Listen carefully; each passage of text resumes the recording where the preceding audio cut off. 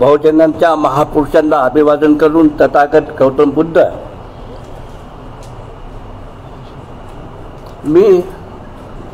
मी पाहिलेले खापाडेच आहेत याच विषयावर बोलत. जेव्हा चांदेकर वासनिक आणि आज माझ्या खांद्याला खांदा लावून काम करतात ते आंबाडे साहेब.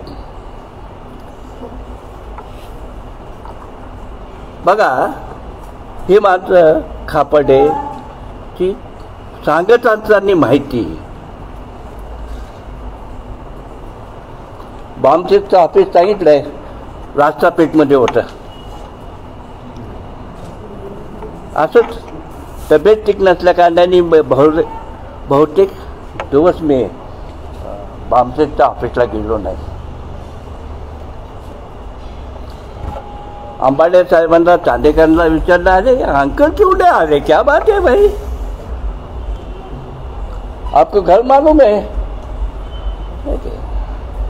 लेके आए वहाँ पे, मेरे घर पे है, मैं झोपड़ी में रहने वाला, पतरे का घर, बैठने को कुर्सी नहीं, शक्कर के गुणी है ना, आणि ते सारवायला घर, फरशी बी नाही. म्हटलं यार एवढा मोठा माणूस आपल्या इथं आला, आपल्या कसं काय ते. आणि घराच्या बाहेर ती ग कोण, चांदेकर, आंबाडे, वासनिक आणि साहेब माझ्या संग घरात बसले त्या गोणीवर. दोनदा चहा केला. म्हणजे मला सांगायची इथे बघा का, अरे बाहेर बी कार्यकर्ते आहेत ना दोन. अंकल माझ्या घरच्या परिस्थिती पाहून ते मला म्हणले, दोन साहेब काळाच्या पेले ते. एवढा मोठा आणि दूर दृष्टिकोन पाहणारा कार्यकर्ता होता. आज जे गाजते ना काशीराम, हे साहेबांनी घडवलेले कार्यकर्ते. ते आता बरेच मुद्दे जुने टाकलेत त्यांनी, पण त्याच्याविषयी नाही बोलता.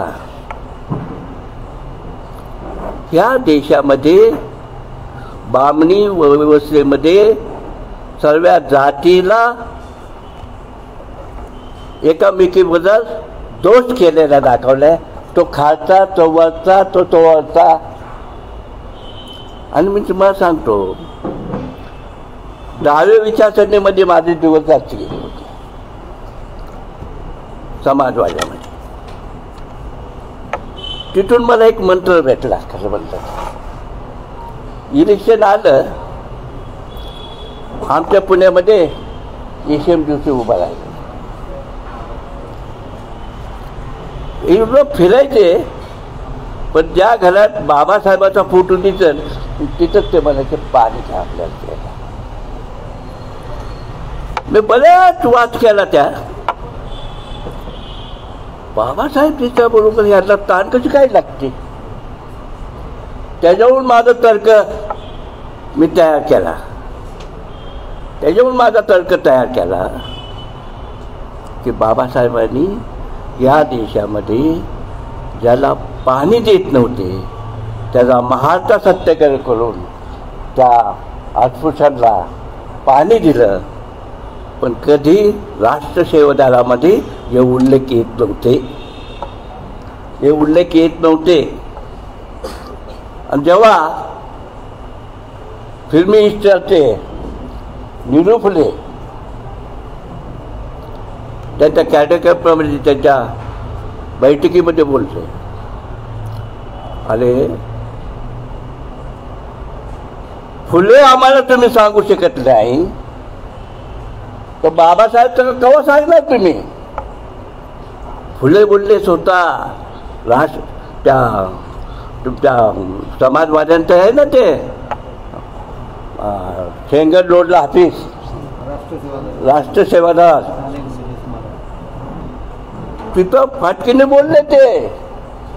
आणि दादावाडीमध्ये बैठक होती एक, तिथं समोरच आहे. मग माझे तर्क करण्याची सुरुवात झाली. मी फुले वाचलं, मग त्यांची गुलामी वाचली आणि तिथून मग म्हणून तिथं एक मला सत्य समजलं आणि त्या सत्याचा मार्ग आजपर्यंत खापाट्याच्या पासारखं उभा आहे मी. आता माझ्या काही गोष्टी तुम्हाला सांगू. औरंगाबादमध्ये अधिवेशन होतं वामसेत. आता माझा एक साथीदार, माझा जात बांधव, तो खापाट्याचा आपल्या काशीराम संघ होता, पण तो ऐकायला येत होता आमच्याकडे काय काय होतंय, काय काय घडतंय. आणि त्या औरंगाबादमध्ये त्याला संधी भेटल्यानंतर खापाटे साहेबांवर जे आरोप केले त्याने मला राहवलं नाही. आणि मी त्या टायमाला 2 मातंग जातीचे मोठे पुढारी घेऊन गेलो होतो तिथे. मातंग जातीचे एक होळकर म्हणून आणि आडागणे म्हणून, एक समाजवादी, एक संघवाला, RSS वाला, या दोघांना त्यात घेऊन गेलो. जेव्हा त्यांनी ते आरोप केले, पण खापाटे साहेब कधी मला भेटले नाही, काय असं तर बोलले नाही त्याच्यात काय नाही.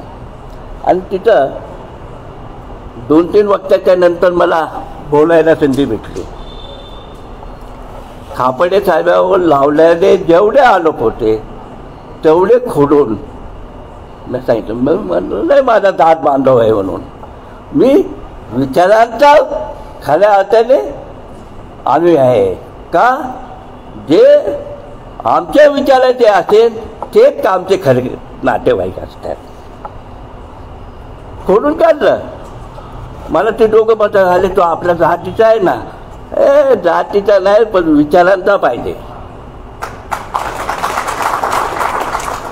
तो आज मी माझ्यासंग तो जोडतोय, तो पोरगा घोरपटी म्हणून जोडतोय माझ्याशी, येतो बोलतो. आमच्या विचारांच्या दृष्टिकोनातून सर्व पटणे. आणि खापाटे साहेब दूरदृष्टिकोनाचे होते. आणि काशीरामला घडवणारा माणूस एवढा मोठा असू शकतो, आणि पडद्याच्या आड कधीही व्यासपीठ पाहिलं नाही. कार्यकर्त्यांना संघटित करण्याचं फार गुण मोठं आहे. एखाद्या कार्यकर्त्याला सांगितलं हे पोस्टर लावायच्यात आणि तिथं लागले नाही, त्याला विचारणार नाही पोस्टर का लागले नाही, तर ते काम करून दाखवत होते. इथं पोस्टर लागले नाही, पोस्टर लावा, आपण पोस्टर लावून. आणि मग त्याच्या लक्षात यायचे की आपल्याकडे पोस्टर दिल्यात, आपण लावले नाही, हे कोणी लावले. मग कार्यकर्ता सांगायचा की आता असं अडचण झाली म्हणून मी म्हणलो 2 दिवसांनी लावू आपण. पण आपाप कबूल सर्व गोष्टी व्हायच्या. कार्यकर्त्या सांगितलं नाही त्यांना, पण फार विचारवंत.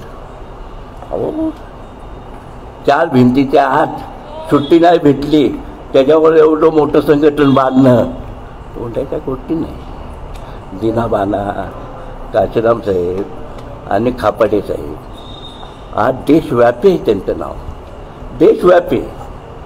कारण त्यांनी सत्य आपल्या समाजाची बाजू मांडत असताना खऱ्या अर्थाने बोललेले मानते. आणि म्हणून मी खापाटे साहेब बोलले, अहो काय त्यांचं भाषण बी, त्यांचं केलेलं काम बी एवढं भाषेमध्ये व्हायचं आहे.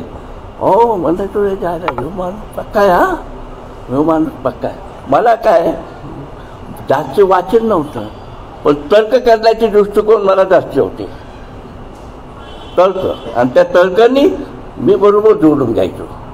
म्हणून या देशामध्ये खापाटे साहेबांचं फार मोठं योगदान आहे बहुजन समाजाला दिशा देण्याचं. जातीला नाही, बहुजन समाजाला दिशा देण्याचं काम. आणि ते जोडले, या संघटनेमध्ये जोडले. आणि लय घडामोडी झाली. मी पाहिलेली माणसं पाहिल्यात मी तिथं बामसेटमध्ये. मोठी मोठी माणसं पाहिल्यात. पण या संघटनेतून गेल्यानंतर मला दिसायला चष्मा लागत होता का काय. कुठे दिसत नव्हते. आज बी गेलेले मात्र मला दिसत नाही. पण सामाजिक व्याध खापाटे साहेबांच्या व्यासपीठाहून सर्व बहुजन समाज संघटित केला आहे. काल परवाची बॉम्बेची सभा पाहिली का कुठली? सर्व बहुजन समाजाचं चित्र दिसत होतं. आणि हे खापाटे साहेब काम करत होते. आणि म्हणून खापाटे साहेबाच्या नंतर आमचा आत्मविश्वास वाढला की मेश्राम साहेब या देशामध्ये एक नवीन प्रबोधन करून संबंध जातीला एका धाग्यामध्ये वावरण्याचं काम खापाटे साहेबांचं स्वप्न सागर करण्यामध्ये ते यशस्वीच होतील अशी आशा व्यक्त करतो. आणि त्यांना खापाटे साहेबांना अभिवादन करून माझं छोटंसं बोलणं समजतो. धन्यवाद अंकलजी.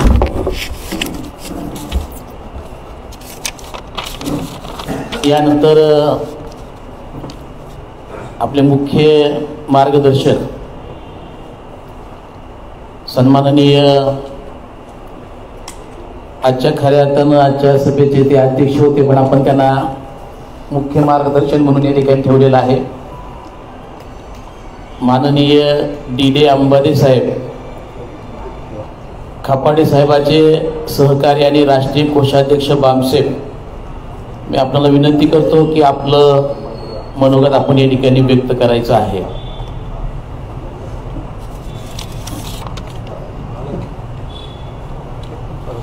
हे स्टँड नाही का आपल्याकडे? मिळालं नाही. तिकडे इथं उभं राहा. हो राहा, कोणी राहा.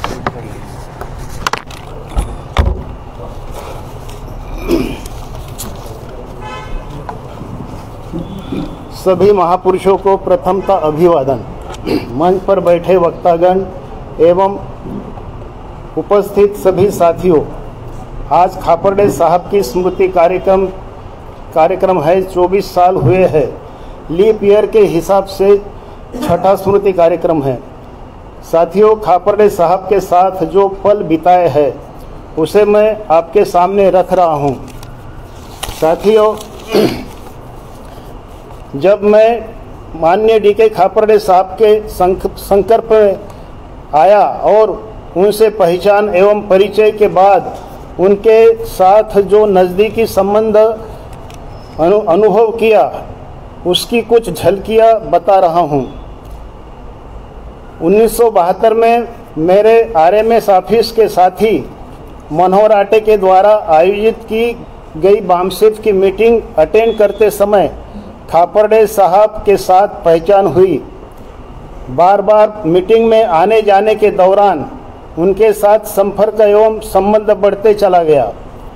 आरएमएस ऑफिस में हमारे लोगों के साथ सोशल डिस्क्रिमिनेशन, सामाजिक भेदभाव का व्यवहार होता था. इसका मुकाबला करते समय 1976 में मनोहर आटे पर अटेम्प्ट टू मर्डर का आरोप लगाया गया था. इस मामले में मनोहर आटे को अधिक से अधिक मदद करने की दृष्टि से मैं ज़्यादा आग्रही था. इससे खापर्डे साहब के साथ ज़्यादा लगाव हो जाने से परिचय और दृढ़ हो गया. उस समय इस मामले में खापर्डे साहब का भरपूर समर्थन मिला और उन्होंने मनोहर आटे की कोर्ट केस की जिम्मेदारी मेरे ऊपर डाली और मैंने उस जिम्मेदारी को बखूबी निभाया. कार्यकर्ता निर्माण करने का यह एक पहलू था. खापर्डे साहब किसी एक व्यक्ति पर किसी बात की पूरी जिम्मेदारी दे देते थे. अगर कार्यकर्ता उस जिम्मेदारी को सही तरीके से नहीं निभाता था तो खापर्डे साहब उस कार्यकर्ता पर बहुत गुस्सा हो जाते थे और कहते थे कि अगर आपसे काम नहीं हो सकता था तो पहले क्यों नहीं बताया. जिम्मेदारी लेते हो और जिम्मेदारी का निर्वहन नहीं करते हो, यह बात मुझे मंजूर नहीं है. अगर इस प्रकार गुस्सा करने से यदि सही किस्म का कार्यकर्ता है तो उस पर इस पहलू का असर होता था और कार्यकर्ता तैयार होता था. और यदि टाइम पास करने वाला कार्यकर्ता होता है तो वह अपने आप निकल जाता था. किसी कार्य की जिम्मेदारी देकर उस कार्यकर्ता को तैयार करने की खूबी खापर्डे साहब के पास थी. खापर्डे साहब के पास अम्बेडकराइट मूवमेंट और तमाम मूवमेंट की जानकारी बहुत थी। अगर किसी विषय को छेड़ो तो गूगल सर्च की तरह तुरंत जानकारी मिल जाती थी। उनके इस प्रकार के हुनर से कार्यकर्ता प्रभावित हो जाते थे। ज़्यादातर खापर्डे साहब से बाहरी मुलाकात होती थी। 1977 में एक दिन मनोहर आटे ने मुझसे कहा, चलो खापर्डे साहब के घर चलना है। मैंने पूछा कब चलना है, तो उन्होंने कहा आज रात की सुबह 5 बजे। फिर मैं तो इतनी सुबह नहीं जाऊंगा क्योंकि खापर्डे साहब सोते होंगे। इस पर आटे ने कहा, अरे चलो, वह जागते ही रहते हैं, हरपन मोहल्ला आदमी है। हालांकि हम तय समय पर गए और देखा तो सच में वह सुबह 5 बजे जागे हुए मिले और संगठन से संबंधित कुछ लिखते हुए दिखाई दिए। इतनी सुबह 5 बजे उनसे मुलाकात हुई। उन्होंने हमें घर के अंदर बुलाकर बैठने को कहा। उनके घर में उनके साथ पहचान का यह पहला मौका था। इसके बाद उनके साथ बहुत ही पक्की पहचान हुई और बामसेप कार्य के प्रति मेरा लगाव बढ़ गया तो बढ़ता ही चला गया। 6 दिसंबर 1978 को बर्था बामसेप का कन्वेंशन दिल्ली के बोट क्लब मैदान पर संपन्न हुआ। कार्यकर्ताओं को रहने की व्यवस्था करोल बाग के अग्रवाल धर्मशाला में की गई थी। उस समय मैंने उनको देखा कि वे कार्यक्रम के लिए रात दिन मेहनत कर रहे थे। शारीरिक मेहनत के साथ साथ बौद्धिक मेहनत भी कर रहे थे। उस समय मैंने उनको दीवार पर पोस्टर चिपकाते हुए देखा है। हैंडबिल बांटना, पत्रक बांटना, निधि जमा करना और उसका हिसाब रखना इत्यादि वे काम करते थे। आज भी उनके हिसाब की डायरियां संगठन के पास है। हर दिन कम से कम 15-20 खत लिखते थे।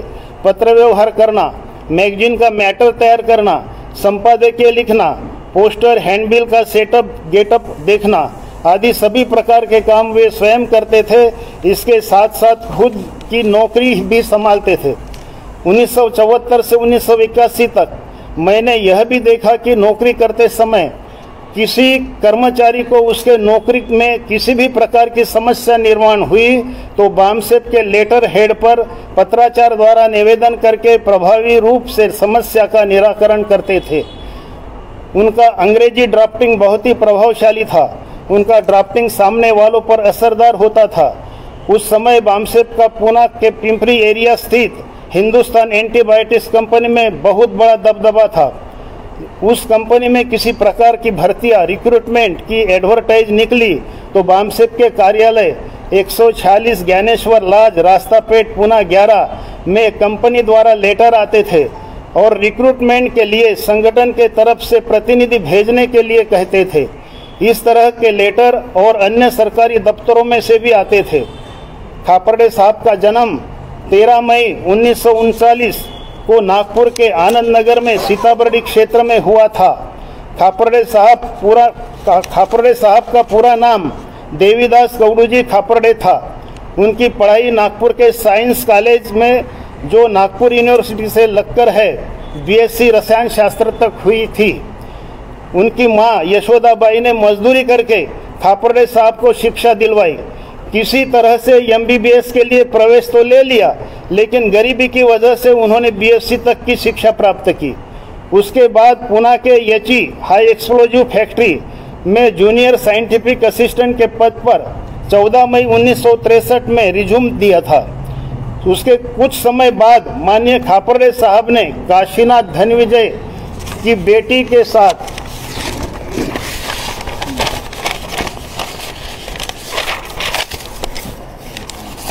जिनका नाम इंदुमती है उनके साथ शादी कर ली। उसी फैक्ट्री में माननीय कांशीराम साहब भी नौकरी कर रहे थे। माननीय दीना भाना एम्यूनिशन फैक्ट्री खड़की पुणे में नौकरी कर रहे थे। इस प्रकार की सभी हस्तियां उस समय डिफेंस में नौकरी कर रहे थे। उस समय ब्राह्मणों में पेशवाई का उन्माद नजर आता था। 1972 में मैंने भी अपने आरएमएस ऑफिस में इसका अनुभव किया है। उस समय अभिवादन में जय भीम कहने में हम लोगों को डर लगता था। सभी लोग जय भीम कहने से डरते थे। मेरा यह अनुभव 1972 का है।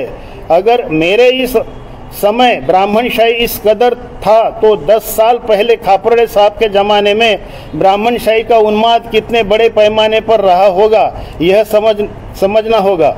एक बार 1973 में मेरे ऑफिस में मेन हॉल पर की दीवार पर डॉक्टर बाबा साहब आम्बेडकर की फ़ोटो लगाने के लिए ब्राह्मणी एडमिनिस्ट्रेशन से मुकाबला करना पड़ा, तब जाकर फ़ोटो लगाने की अनुमति मिली।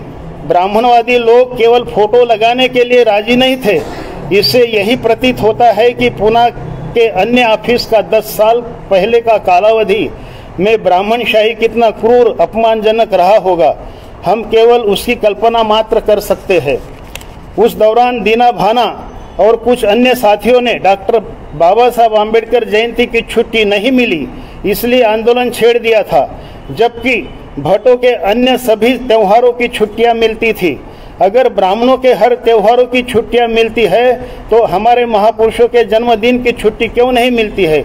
इस कारण से आंदोलन छेड़ दिया था। वहाँ की एमुनिशन फैक्ट्री एवं यची की वर्क कमेटी ने मैनेजमेंट के साथ संघर्ष किया और जयंती की छुट्टी मंजूर ही कर ली। इस संघर्ष के फलस्वरूप शिव जयंती, डॉक्टर बाबा साहब आम्बेडकर जयंती ऐसे महापुरुषों की जयंती की छुट्टियां मंजूर हुई। उस समय हमारे पढ़े लिखे डिफेंस यूनिट के साथियों ने, उसमें अग्रेसर डीके खापड़े साहब और कांशीराम साहब थे, उन्होंने ऐसा निर्धारित किया कि हम पढ़े लिखे लोग हैं और सरकारी नौकरी भी कर रहे हैं। जब ब्राह्मणशाही एडमिनिस्ट्रेशन में हमारे साथ इस प्रकार ऊंची हरकतें करते हैं तो हमारे भोली भाली जनता का क्या हाल होता होगा। इस बात की कल्पना उनके दिमाग में जा बसी और दिमाग के एक भयानक ज्वालामुखी फट गया। इस प्रकार से उनमें वैचारिक क्रांति का निर्माण हुआ और बामसेप का जन्म हुआ। बामसेप का बीजारोपण 6 दिसंबर 1973 को हुआ और जन्म 6 दिसंबर 1978 को हुआ। 5 साल अंडरग्राउंड भारतवर्ष में कार्य का परिपूर्ण प्रचार प्रसार करके बीजारोपण के पश्चात बामसेप को जन्म दिया गया। बामसेप के इस सभी प्रकार की प्रक्रिया में डीके खापड़े साहब का अग्रणी श्रेय था। वे इस संगठन के संस्थापक सदस्य थे और बाद में राष्ट्रीय अध्यक्ष बने। 1979 में बामसेप का पहला राष्ट्रीय अधिवेशन नागपुर में संपन्न हुआ। 1980 में दूसरा राष्ट्रीय अधिवेशन दिल्ली में और 1981 में तीसरा राष्ट्रीय अधिवेशन चंडीगढ़ में संपन्न हुआ। उपरोक्त तीनों राष्ट्रीय अधिवेशन मैंने बिल्कुल नज़दीक से अनुभव किया है।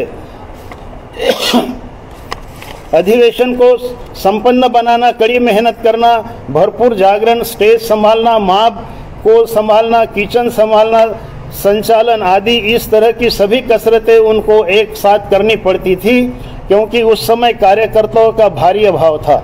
इसलिए खापड़े साहब को उपरोक्त सभी काम करना पड़ता था। 1980 के दौरान का एक वाकया है कि 1980 में दिल्ली के दूसरे राष्ट्रीय अधिवेशन में खापड़े साहब ने मुझे पैसा संभालने की जिम्मेदारी दी थी।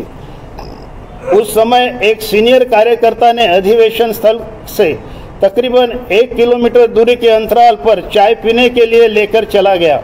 वहां से हम दोनों 1 घंटे के बाद अधिवेशन स्थल पर वापस लौटे। इस बात की जानकारी होते ही खापड़े साहब मेरे ऊपर आग बबूला हो गए और जो सीनियर कार्यकर्ता चाय पीने के लिए मुझे लेकर गए थे उसके ऊपर तो मुझसे भी ज़्यादा आग बबूला हो गए। इसके बाद हम दोनों की चाय की खुजली ही खत्म हो गई और उसी दिन से मैंने कसम खाई कि आज के बाद ऐसा काम कभी नहीं करूंगा और न ही किसी भी अधिवेशन स्थल से बगैर अनुमति बाहर जाऊंगा। दिल्ली में 4 दिन का अधिवेशन था। इस अधिवेशन का एक दृश्य मुझे याद आता है। इस अधिवेशन में खापड़े साहब लगातार 4 दिन और 4 रात जाग कर बिताए। दिन रात एक क्षण भी आंखों को बंद नहीं किया। भूख प्यास को भूलकर काम करते रहे। इतना ही नहीं, 4 दिन तक न तो दातुन किया न नहाया, जबकि वे हर रोज सेविंग करते थे, मगर उस दौरान सेविंग भी नहीं किए। 4 दिन तक केवल मात्र चाय पीकर ही रह जाते थे। अधिवेशन के अंतिम यानी चौथे दिन शाम 4 बजे मुझसे कहने लगे, चलो यार, अब मैं थोड़ा सा फ्रेश होना चाहता हूँ, आप मेरे साथ चलो। मैं उनके साथ गया। उसके बाद ही वे फ्रेश होने गए। इससे हमें सीख लेनी चाहिए कि उन्होंने जिस प्रकार मन लगाकर मेहनत से मग्न होकर कार्य किया, उसी प्रकार हम सभी कार्यकर्ताओं को कार्य करना चाहिए। 1981 यह साल बामसेप के गतिविधियों को परिवर्तित करने वाला साल था। चंडीगढ़ में बामसेप का तीसरा राष्ट्रीय अधिवेशन बहुत ही बड़े पैमाने पर कामयाब हुआ। 6 दिसंबर 1981 को DS4 की स्थापना हुई। 5 जनवरी 1982 को कावसी जहांगीर हॉल मुंबई में DS4 का पहला राज्य अधिवेशन हुआ। इसी साल 24 सितंबर 1982 को कांग्रेस के पुनः करार स्वर्ण जयंती वर्ष मनाने का फैसला किया था। येरवड़ा जेल में बाबा साहब और गांधी की कलाकृति बनाई गई। इस कलाकृति में गांधी की मूर्ति को ऊंचे आसन पर बिठाया हुआ दिखाया और बाबा साहब को गांधी के सामने झुककर खड़े हुए दिखाया। इस प्रकार दोनों मूर्ति की कलाकृति को पुनः करार के स्वर्ण जयंती अवसर पर दर्शाने का काम किया था। मूर्तियां तैयार हो गई थी। इसकी जानकारी मिलते ही DS4 के माध्यम से 24 सितंबर 1982 को पुणे करार धिक्कार दिवस का कार्यक्रम लेने का निर्णय किया गया। बीजे मेडिकल कॉलेज ग्राउंड पर कार्यक्रम लेने का निश्चित किया गया। इस संबंध में पुणे में मई जून में मीटिंग हुई। येरवड़ा जेल का एरिया देखकर येरवड़ा पोस्ट ऑफिस के पीछे, जहां मैं MS कॉलोनी में किराए पर जिस मकान में रहता था, वह हम इकट्ठा हुए, जिसमें कांशीराम साहब, खापरडे साहब, मैं स्वयं और 3-4 साथी कार्यकर्ता उपस्थित थे। फिर से दोबारा रास्ता पेट के बामसेप कार्यालय में बड़ी मीटिंग हुई। कार्यक्रम की रूपरेखा अंकित की गई, परंतु इस कार्यक्रम का तुरंत आयोजन करने के लिए पैसा उपलब्ध नहीं था। खापरडे साहब तो मेरे प्रेरणा स्थान बन चुके थे। मैंने उनको कहा, साहब आप चिंता मत करो, शुरुआती रकम मैं दे दूंगा। ऐसा कहकर मैंने प्रोविडेंट फंड से 10,000 रुपये निकाल कर दिया। इस पैसे से कार्यक्रम की शुरुआत तो हो गई। इसके अलावा इस कार्यक्रम हुआ। उस दौरान इस कार्यक्रम के लिए पुणे में 1 लाख हैंडबिल बांटे गए, 10,000 पोस्टर लगाए गए और 1500 वॉल पेंटिंग स्पॉट लिखे गए। इसके लिए नागपुर से कार्यकर्ताओं का 10 पेंटरों का पेंटिंग स्क्वाड कार्यक्रम के शुरुआत में 15 दिन पुणे में मेरे अंडर तैनात था। इस कार्यक्रम के लिए पुणे में जागृति जत्था रात दिन तैनात था, जिसके गायक माननीय विजय वाघपैजन थे। यह भी नागपुर से आया था। कार्यक्रम के सभी प्रकार का कार्य 2 माह से शुरू था। मैंने खुद का इस कार्यक्रम के लिए 1.5 माह की छुट्टी ली थी। इस कार्यक्रम के दिन कार्यक्रम का प्रशासन भी की बंदी, पुलिस की बंदी और सामाजिक नेताओं ने भी बंदी डाली थी। इसके बावजूद भी इस कार्यक्रम पर समाज की बंदी नहीं थी, क्योंकि कार्यक्रम का प्रचार प्रसार बहुत बड़े पैमाने पर हो चुका था। इस कार्यक्रम में भरी सभा में खुद खापरडे साहब स्टेज से छलांग लगाते हुए पब्लिक के बीच में बैठकर, जहां से सभा को डिस्टर्ब करने वालों की आवाज आ रही थी, वहां दौड़ते हुए गए और सभा को डिस्टर्ब करने वालों को डंडे मारने लगे। वो यह देखकर BVF के कार्यकर्ता भी उन पर टूट पड़े। उन्होंने भी डंडे से बहुत धुलाई की। इस मार की याद आज भी उस व्यक्ति को आती है। जब मेरी और उनकी मुलाकात होती है, इस घटना को दोहराते रहते हैं। ये सारी कथित बातें जबकि उपस्थित सभी कार्यकर्ता समझ पाते, उससे पहले ही कार्रवाई हो गई। इससे साबित होता है कि खापरडे साहब में कितनी बड़ी सतर्कता थी। इस सभा में भारतवर्ष के लोग सम्मिलित हुए थे। सभी प्रकार की पाबंदियों से मुकाबला करके सभा में हजारों की संख्या में लोग उपस्थित थे। सुरक्षा के लिए 500 BVF के वॉलेंटियर तैनात थे। इस कार्यक्रम के लिए सरकार की तरफ से 5000 पुलिस कई वाहनों के साथ ग्राउंड के बाहर थे। इस खापरडे साहब थे। इस कार्यक्रम के वॉल पोस्टर के ऊपर की जलती हुई मशाल आज, हालांकि उसके बाद पूरे साल तक हर माह 300-400 रुपया ही देते रहे।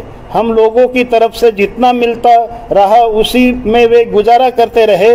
कभी भी शिकायत नहीं किया। इसमें कितना बड़ा औदार्य दिखाई देता है।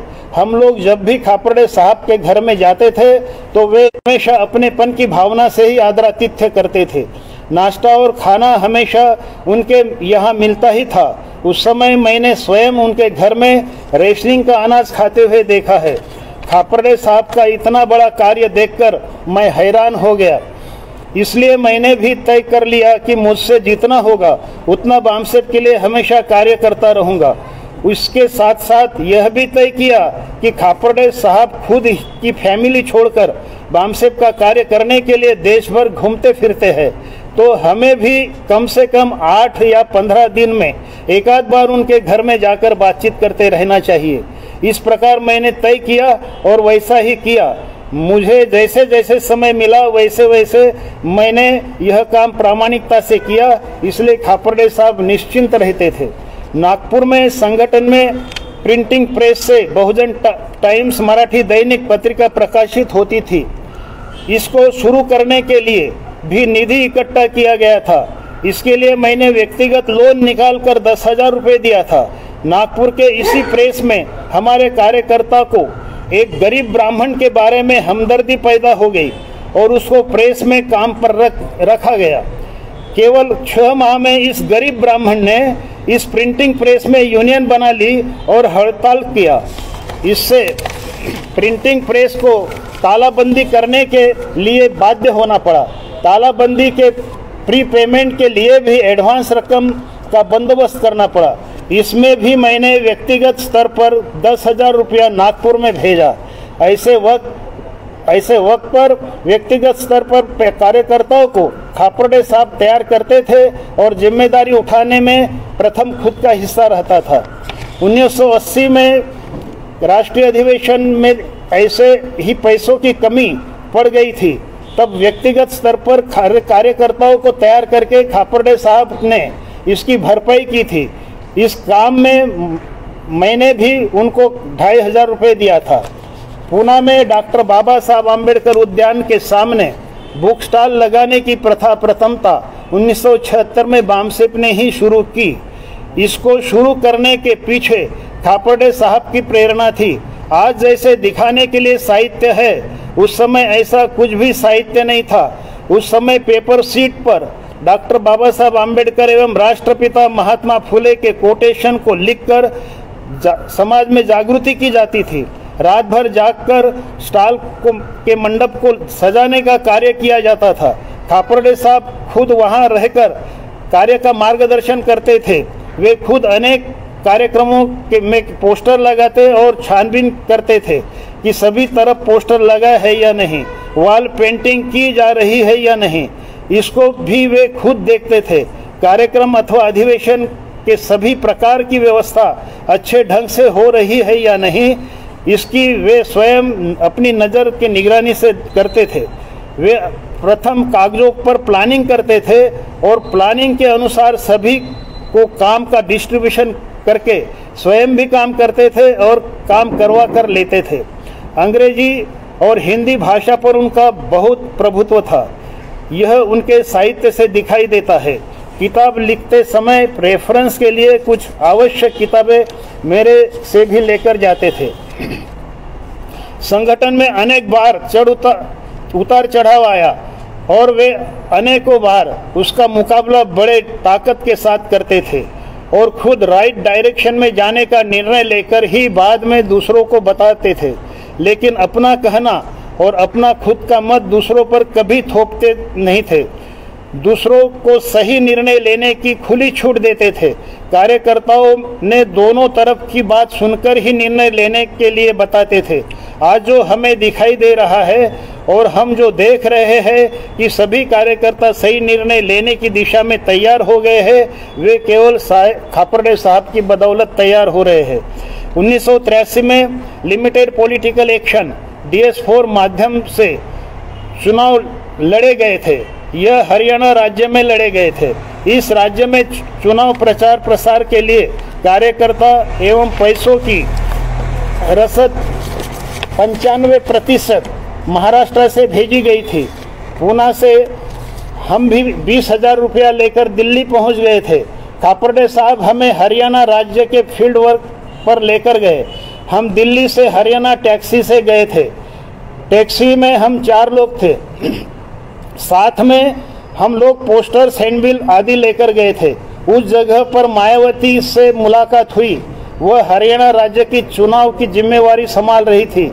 वहां पर कार्यकर्ताओं से परिचय करवाने के बजाय कार्यकर्ताओं को बता रही थी कि मैंने कहा था ना कि हमारे आदमी सारे मटेरियल लेकर आएंगे। यह सुनकर हम चौंक गए।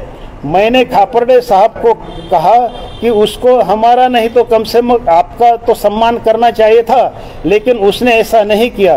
तब खापर्डे साहब बोले, अरे यार, मान सम्मान की बात छोड़ो, हमें अपना काम में लग जाना चाहिए। हमारा काम महत्वपूर्ण है। इससे यह सिद्ध होता है कि सार्वजनिक कार्य करते समय अपमान को बड़े पैमाने पर निगलना पड़ता है। उनकी तरफ से ही हमको यह समझ में आया कि मान तो सबको मिलता है, लेकिन अपमान निगलने की क्षमता आदमी में होनी चाहिए, तभी वह आदमी भविष्य में पक्का हो सकता है। उत्तर प्रदेश के बिजनौर चुनाव के समय पर संगठन को दांव पर लगाया गया था। इसका लिखित डॉक्यूमेंट मेरे पास उपलब्ध है। यहाँ माननीय मायावती चुनाव लड़ रही थी। उस समय खापर्डे साहब को जरा सा साइड ट्रैक किया था। संगठन को दांव पर लगाकर कार्यकर्ताओं से पैसों की डिमांड की गई थी। बिजनौर चुनाव के लिए कार्यकर्ता मुझे पैसा नहीं देते हैं तो मैं संगठन से ट्वीट करूंगा, संगठन छोड़ दूंगा। इस प्रकार का डर कार्यकर्ताओं में पैदा हो, ऐसा लिखित रूप से देश भर में लेटर दिया था। ऐसे समय पर भी खापर्डे साहब ने सभी कार्यकर्ताओं को बताया कि पैसों की डिमांड तुरंत पूरी करो और आवश्यक सभी प्रकार की मदद करो। ऐसे कठिन स्थिति में भी खापर्डे साहब किसी प्रकार का विरोध नहीं कर रहे थे। इससे संगठन को इंटैक्ट रखने का ही यह उनका प्रयास था।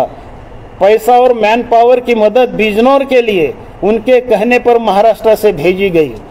1984 में पुणे में लोकसभा में आम चुनाव के लिए माननीय अनंतराव फुले, महात्मा फुले के पोते, चुनाव के लिए खड़े थे। वह इस बेस पर खड़े थे कि खापर्डे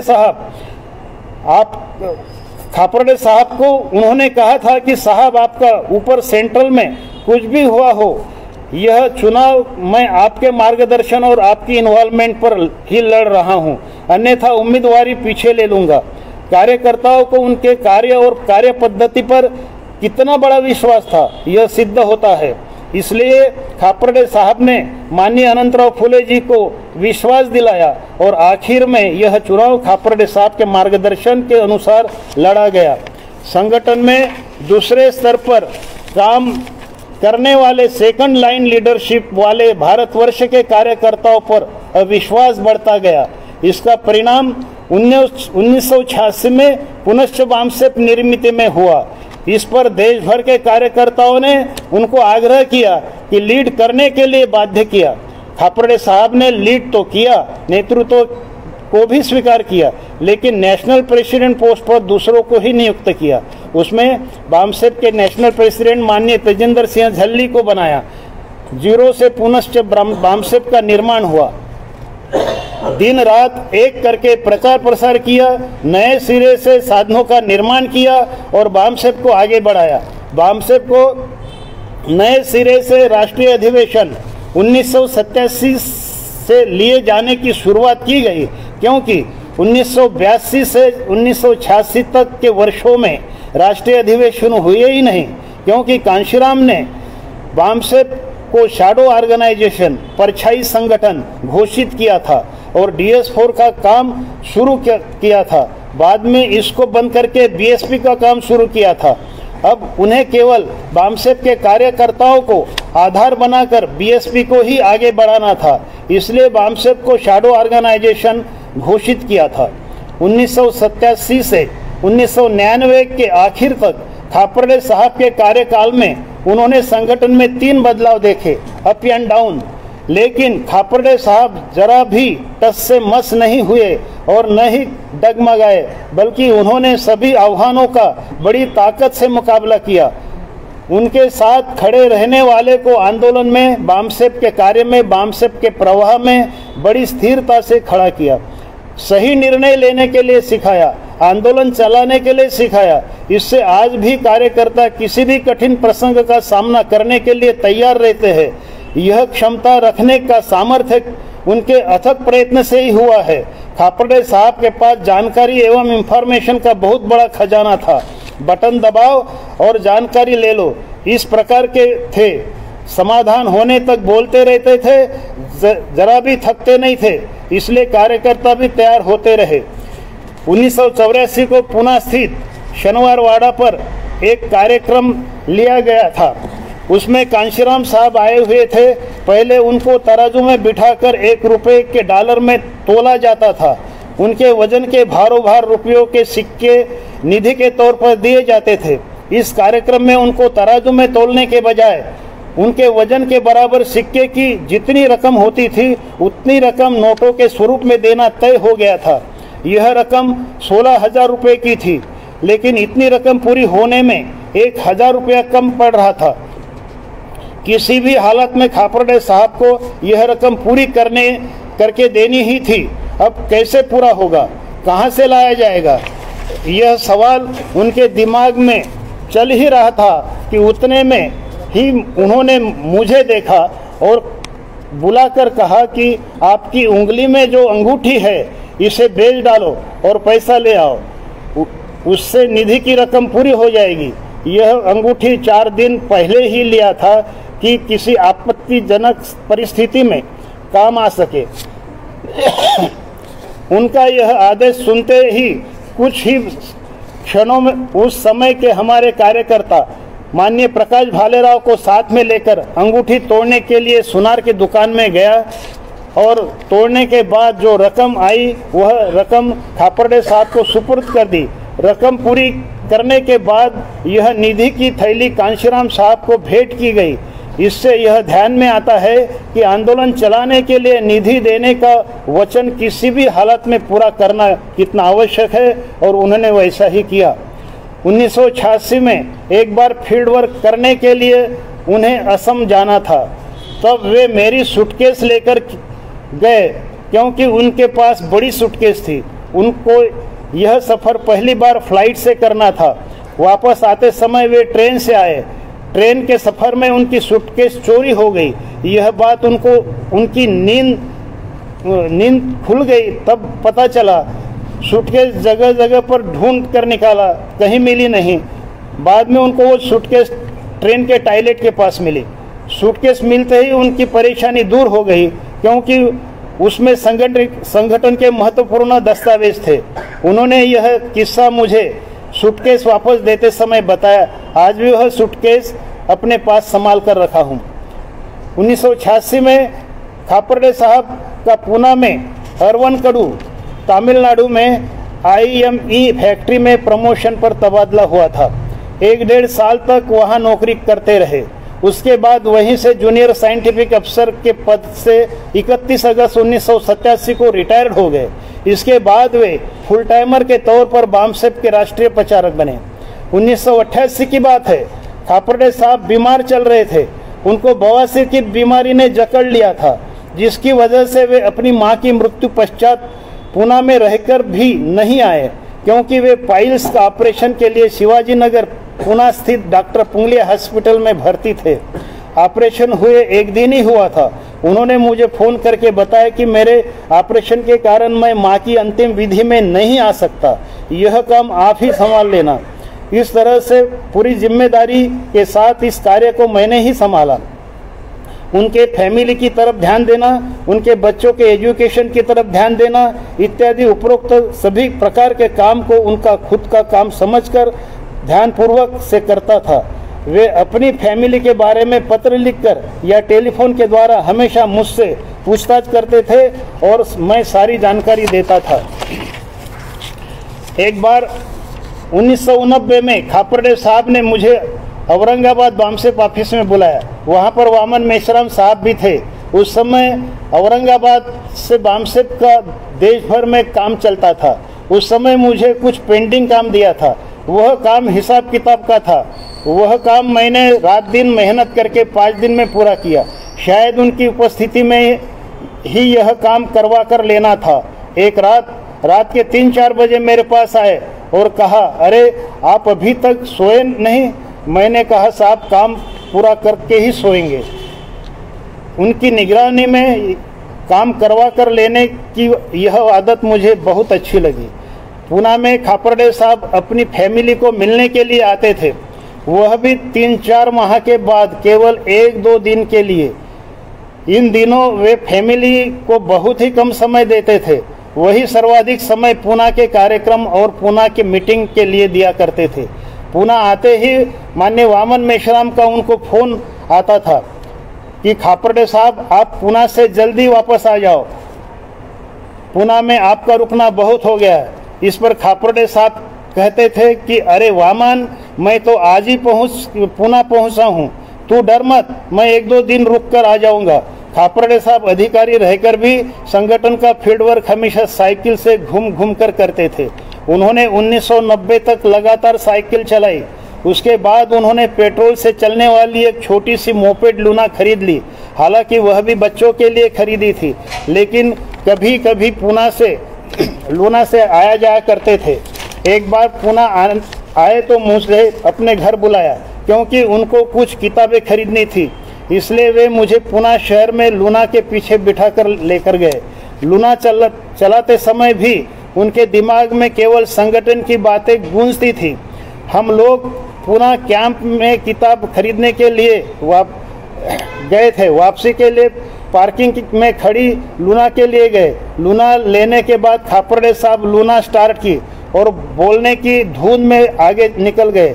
बोलते बोलते 2 किलोमीटर दूर जाने के बाद उनको ध्यान में आया, अरे वे खुद ही बोल रहे हैं और खुद ही सुन रहे हैं, जबकि पीछे बैठने वाले की हूँ हाँ की कोई आवाज़ ही नहीं आ रही है।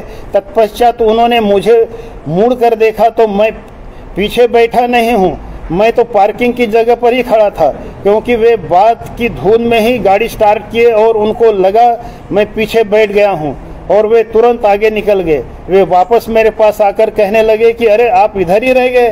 तब मैंने कहा, हाँ साहब, आप बोलने की धुन में गाड़ी शुरू की और मेरे आवाज़ देने से पहले ही आप आगे निकल गए, इसलिए मैं आपको आवाज़ दे नहीं सका। इस घटना से मुझे यह सीख मिलती है कि अति चिंतन मनन करने वाले व्यक्ति को ड्राइविंग नहीं करनी चाहिए। पहले ज़्यादातर पत्र व्यवहार द्वारा ही संवाद होते रहता था। टेलीफोन की व्यवस्था उस समय बड़ी महंगी थी। उस समय कुछ टेलीफोन डिपार्टमेंट के कुछ कर्मचारी संगठन के कार्यकर्ता थे, इसलिए वह कभी कभी मदद करते थे। माननीय कांशीराम साहब ने भी इस सुविधा का फायदा लिया था। एक दिन कुछ महत्वपूर्ण काम के लिए खापर्डे साहब को दिल्ली के कार्यकर्ता के साथ टेलीफोन से बात करनी थी। तब उन्होंने मुझे कहा कि आपकी पहचान से टेलीफोनिकल बोलने की थोड़ी सी हेल्प हो सकती है क्या? मैंने कहा, हो सकती है, हमें पहाड़ी चढ़कर जाना होगा तभी संभव है। इस प्रकार पहाड़ी चढ़कर जाने की असंभव बात उन्होंने संभव करके बताई। इसमें उनका कितना बड़ा धीरज दिखाई देता है, यह सीख मिलती है।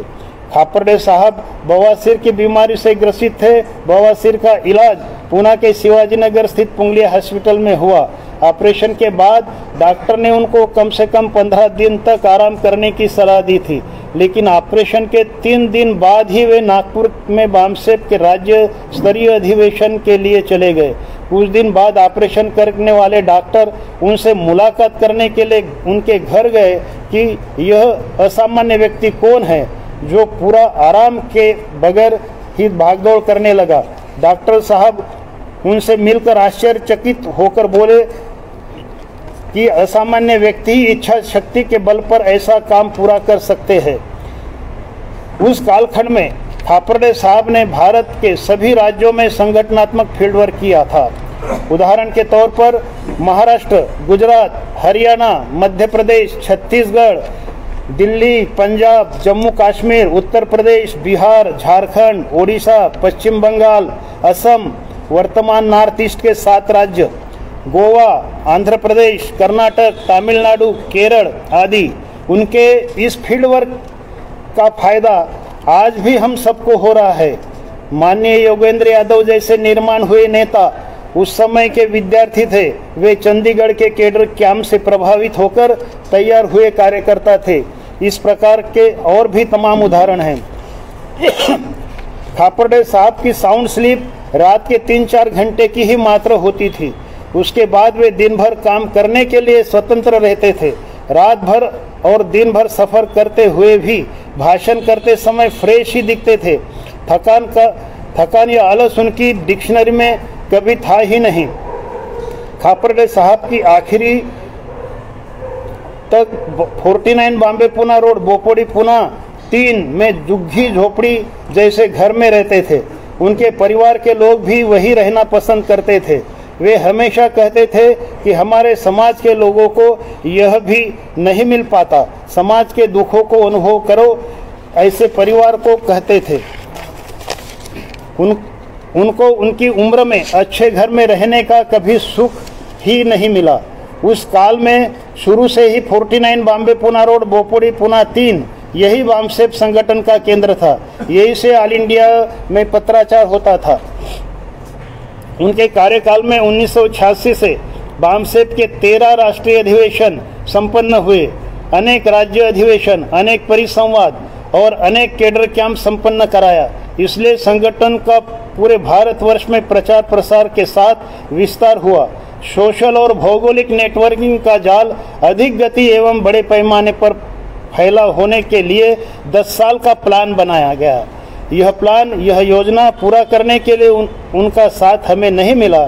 फिर भी उनके मार्गदर्शन में ही यह योजना 1999 में तैयार की गई थी। मतलब कि फ्यूचर प्लानिंग की योजना उनके ही कार्यकाल में तैयार करवा कर ली। यह थी उनकी दूरदृष्टि।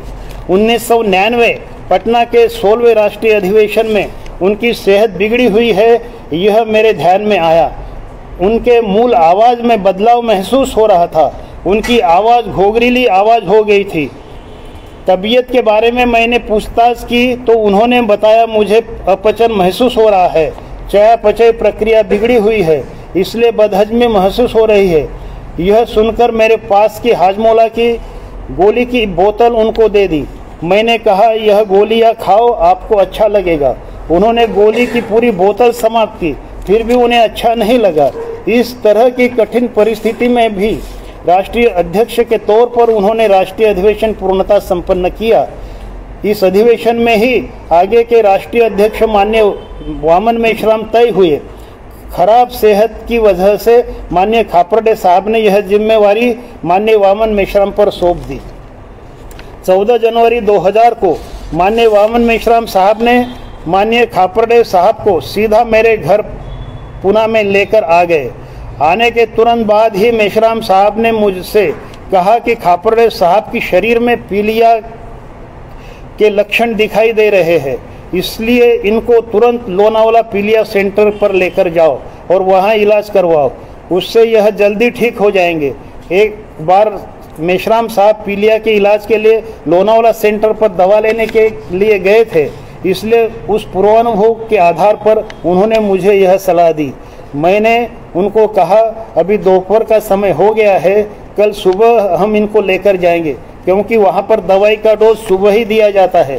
खापर्डे साहब मेरे घर में ही रुके हुए थे, लेकिन वे ज़्यादा अस्वस्थता महसूस कर रहे थे, इसलिए मैंने 14 जनवरी 2000 को शाम अपने फैमिली डॉक्टर सिद्धार्थ देंडे के दवाखाने लेकर गया। डॉक्टर ने उपचार के बाद बताया कि इनके पेट में गांठ नज़र आ रहा है, ऐसे मुझे लगता है, इसलिए उन्होंने सोनोग्राफी करने की सलाह देते हुए एरोडा में डॉक्टर चौधरी के लैब में जाने के लिए रेफर कर दिया। 15 जनवरी 2000 को हमने लैब में जाकर अल्ट्रासोनोग्राफी करा ली। हालांकि डॉक्टर ने कुछ ही समय बाद रिपोर्ट दे दिया। रिपोर्ट देने के बाद डॉक्टर ने माननीय प्रमोद खापर्डे साहब के बड़े बेटे और खापर्डे साहब को अपने कमरे से बाहर जाने के लिए कहा और मुझे कुछ बात बताने के लिए रोक लिया, लेकिन यह बात खापर्डे साहब को मालूम हो गई। बाद में खापर्डे साहब ने मुझसे पूछा कि आपको डॉक्टर ने क्यों रोका था और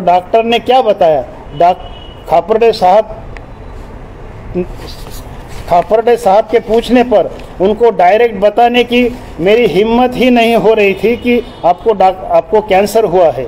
इसलिए मैंने उनको बताया कि डॉक्टर के अनुसार आपके पेट में कुछ प्रॉब्लम हुआ है, दवाखाने में भर्ती होने के बाद ठीक हो जाओगे।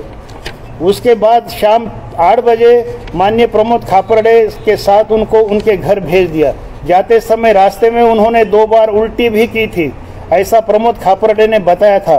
घर पहुंचने के बाद ज़्यादा अस्वस्थ महसूस होने पर उनको उसी रात खड़की के एक प्राइवेट हॉस्पिटल में भर्ती किया था। 17 जनवरी 2000 को संचेती हॉस्पिटल में पेट का सीटी स्कैन कराया गया। 15 से 17 जनवरी तक खड़की के प्राइवेट अस्पताल में ही रहे। फिर 18 जनवरी 2000 को खड़की के उस प्राइवेट अस्पताल से डिस्चार्ज कराकर उनको पुणे के केईएम अस्पताल में भर्ती किया। 19 जनवरी 2000 को नवजीवन हॉस्पिटल में एंजियोग्राफी करवा ली। ऐसे तमाम प्रकार की जांच से पता चला कि उनको पित्ताशय का कैंसर हुआ है। 21 जनवरी 2022 को उन पर शस्त्रक्रिया शुरू की गई। शरीर में ज़्यादा कैंसर फैलने से ऑपरेशन के बाद ऐसे ही स्टिचिंग करके रख दिया। उस समय केईएम अस्पताल की मेरे पहचान की एक डॉक्टर लड़की सविता कामले, जो हमारे संगठन के फाउंडर कार्यकर्ता नामदेव कामले की बेटी थी, उससे पूछने पर उन्होंने भी कहा काका नो हो। पुणे के केईएम अस्पताल में भर्ती रहने के दौरान ऑपरेशन के पहले दिन माननीय बीडी बोरकर साहब खापरडे साहब से मिलने के लिए आए। उनको देखकर खापरडे साहब के आंखों में आंसू आ गए। उस समय बोरकर साहब ने कहा आप फिक्र मत करो, आप जल्द ही अच्छे हो जाएंगे। मैं खापरडे साहब की आंखों में आंसू बहने का अर्थ यह निकालता हूं कि उनकी तबीयत अच्छी हो या ना हो, इसके लिए उनकी आंखों से आंसू नहीं बह रहे थे। आंसू इसलिए बह रहे थे कि इस रणभूमि युद्ध भूमि में मैं अकेले वामन मेश्राम लड़ रहे हैं और मैं खुद हॉस्पिटल के बिस्तर पर पड़ा हूँ। इस स्थिति में माननीय बोरकर साहब को इस रणभूमि में उतरना चाहिए।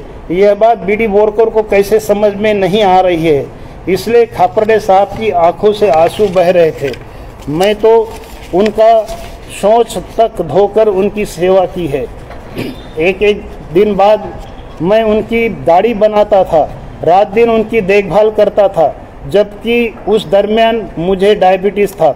हालांकि उस दौरान अनेकों कार्यकर्ताओं को प्रतिदिन 2 समय खापरडे साहब की देखभाल के लिए ड्यूटी भी लगाया था। कार्यकर्ता भी देखभाल की ड्यूटी करते थे, परंतु खापरडे साहब हमेशा कहते रहे कि कार्यकर्ताओं को संगठन का काम करने के लिए उनको फील्ड में भेजो, यहाँ मेरी देखभाल के लिए मत आने दो। इससे पता चलता है कि उनको संगठन के कार्य की कितनी बड़ी फिक्र थी।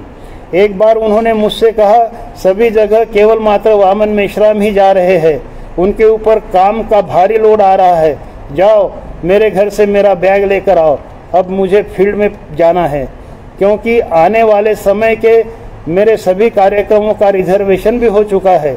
यह बात सही है कि 16 जनवरी 2000 के आगे के कार्यक्रम के रेल के रिजर्वेशन हो चुके थे, जिसे मैंने ही कैंसिल करवाया था, मगर उनके समाधान के लिए उनके घर से उनका बैग हॉस्पिटल में मंगवाया और उनके पास रख दी और 2-3 दिन के बाद बैग उनके घर वापस भेज दी।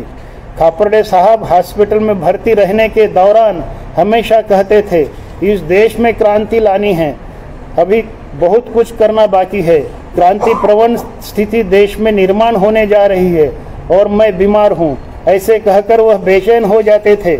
मैं कहता था साहब आप जल्दी ही ठीक हो जाएंगे, आपके ठीक होने के बाद ही हम सब मिलकर क्रांति करेंगे। यह बात आखिरी सांस तक कहते रहे कि वामन मेश्राम को कहो कि अच्छा विषय डिजाइन करे और सारे देश में चलाए, जिससे पूरे देश में विचारों की आग लग जाए। हमें क्रांति लानी है, इस प्रकार का घोष आखिरी सांस तक देते रहे।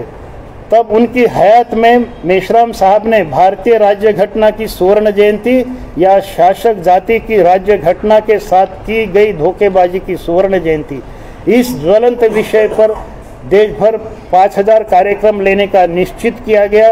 कार्यक्रम की शुरुआत की गई और निश्चित कार्यकाल में कार्यक्रम पूरे किए गए। उनकी देखभाल के लिए 15 जनवरी 2000 से 29 जनवरी 2000 तक यानी 1.5 साल तक उनके बेटे छोटे बेटे अजय खापर्डे बहुत ही कष्ट झेला। दूसरे ऑपरेशन के पूर्व की रात में उनको एनेमा दिया गया था। वे बेड पर ही शौच करते थे। इस काम की जिम्मेदारी मैं स्वयं, बीटी गेडाम और अजय खापर्डे की थी। हम लोग स्वच्छता का काम रात भर करते रहे। खापर्डे साहब का पहला ऑपरेशन डॉक्टर एसपी पुनतांबेकर ने किया और दूसरा ऑपरेशन भी उन्होंने ही किया। 14 जनवरी 2000 को फिर से सहमति पत्र लिया गया, जबकि 3 बार 26 जनवरी 2000 को अजय खापर्डे, 9 फरवरी 2000 को खापर्डे मैडम का और 13 फरवरी 2000 को फिर से अजय खापर्डे का सहमति पत्र लिया जा चुका था। सही मायने में खापर्डे साहब का दूसरा ऑपरेशन करने की ज़रूरत नहीं थी, लेकिन उनको जल्द ही मरवाने का तय किया होगा शायद, क्योंकि एक बार खापर्डे मैडम बोल रही थी कि केईएम अस्पताल की इंचार्ज डॉक्टर बानू कोया जी विजिट करके गई थी और कह रही थी कि यह अभी तक जिंदा है, गया नहीं। इसके कहने से बहुत कुछ बातें सिद्ध हो सकती है।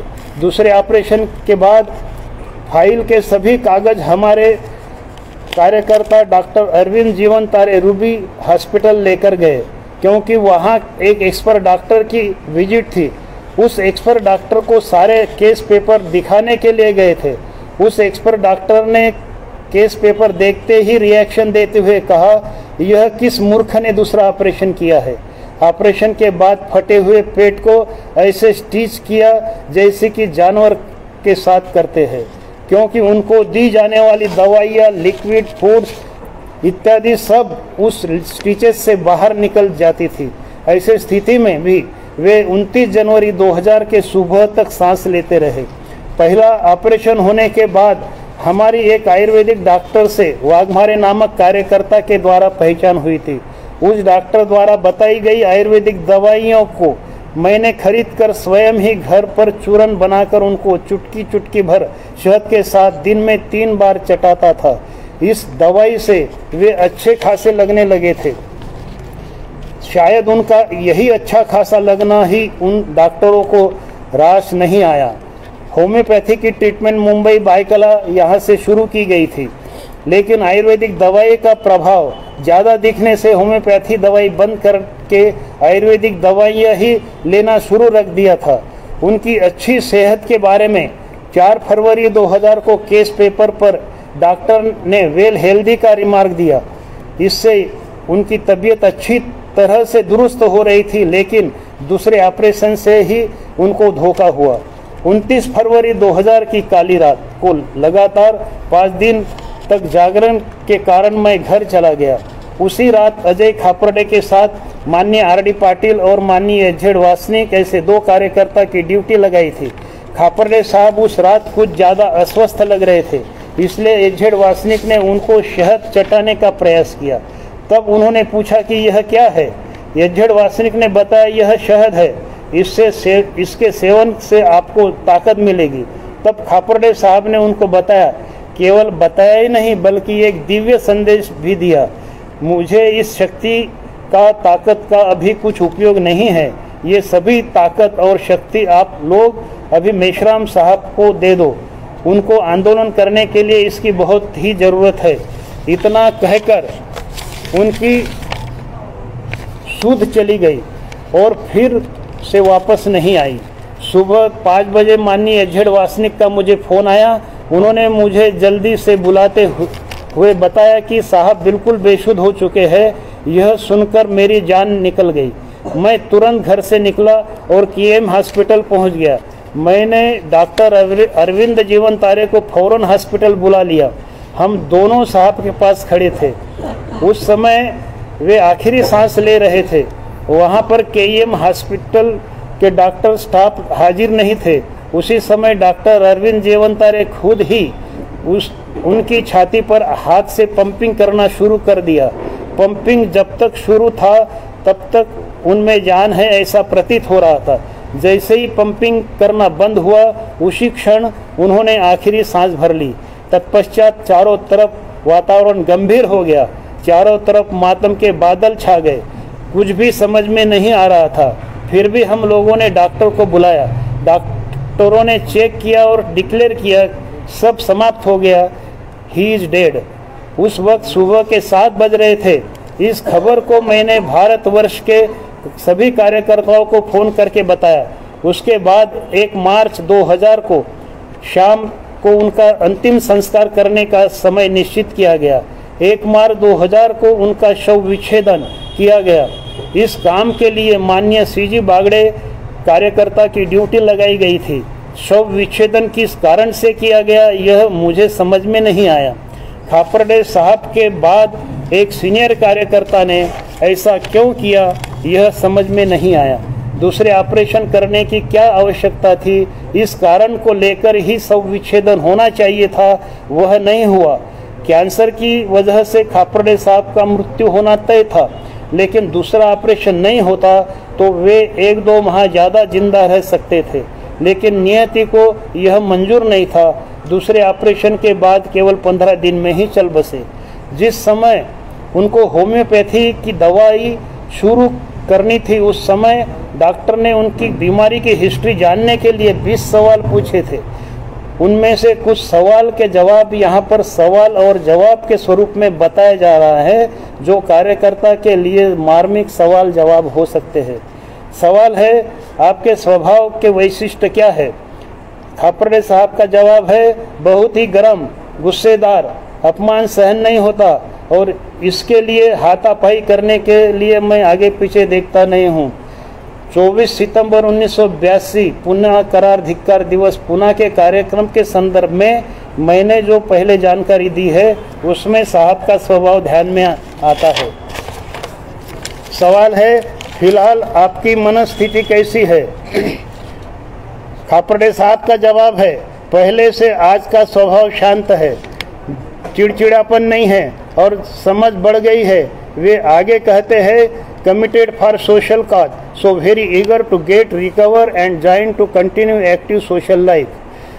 सवाल है, फिलहाल आपकी फैमिली के बारे में, प्रोफेशन, सामाजिक सार्वजनिक जीवन का स्थान और जिम्मेदारी, अलग अलग कार्य, कर्तव्य एवं मतभेद इत्यादि के बारे में विस्तार से जानकारी देकर आप पर उसका कितना असर होता है? खापर्डे साहब का जवाब है, एकाध कार्यक्रम फेल हुआ या एकाध कार्यक्रम मन के विरुद्ध घटित हुआ तो बहुत गुस्सा आता है और उसका टेंशन भी आता है। सवाल है, प्रेम, दया, लोभ, माया, क्रोध, द्वेष, ईर्ष्या, भय, चिंता, अभिलाषा आदि भावना आप में कितने प्रमाण में है? खापर्डे साहब का जवाब है, माया है, प्रेम है, दया है, लोभ नहीं, अभिलाषा नहीं, क्रोध नहीं है, सामाजिक कार्य करने की चिंता रहती है। सवाल है, आपके मन की पसंद नापसंद क्या है? आपकी स्मरण शक्ति, बुद्धिमत्ता, विवेक के बारे में आपको क्या लगता है? खापर्डे साहब का जवाब है, सामाजिक क्रांति करने की इच्छा है, समता, स्वतंत्रता, बंधुता स्थापित करना है। मेरी स्मरण शक्ति ठीक है, बुद्धिमत्ता ठीक है, मुझ में विवेक है। MBBS होना था, एडमिशन लेने के बाद आर्थिक परिस्थिति की वजह से BSc किया। भाषण करने की कला है, किसी सामाजिक प्रश्न को समझाकर बताने में निपुणता है। साथियों, आपके सामने इतनी सारी बातें रखी गई है। जीवन के अंत तक उन्होंने संघर्ष किया, ब्राह्मणवाद के विरोध में लड़ाई लड़ी, व्यापक जन आंदोलन खड़ा करके समूचे बहुजन समाज में जागृति लाने की उनकी मंशा थी। उनके जीते जी जितना करना था उन्होंने किया।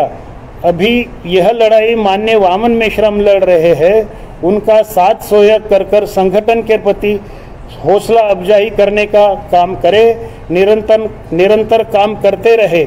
इस आशा और विश्वास के साथ मेरी बात को विराम देता हूँ।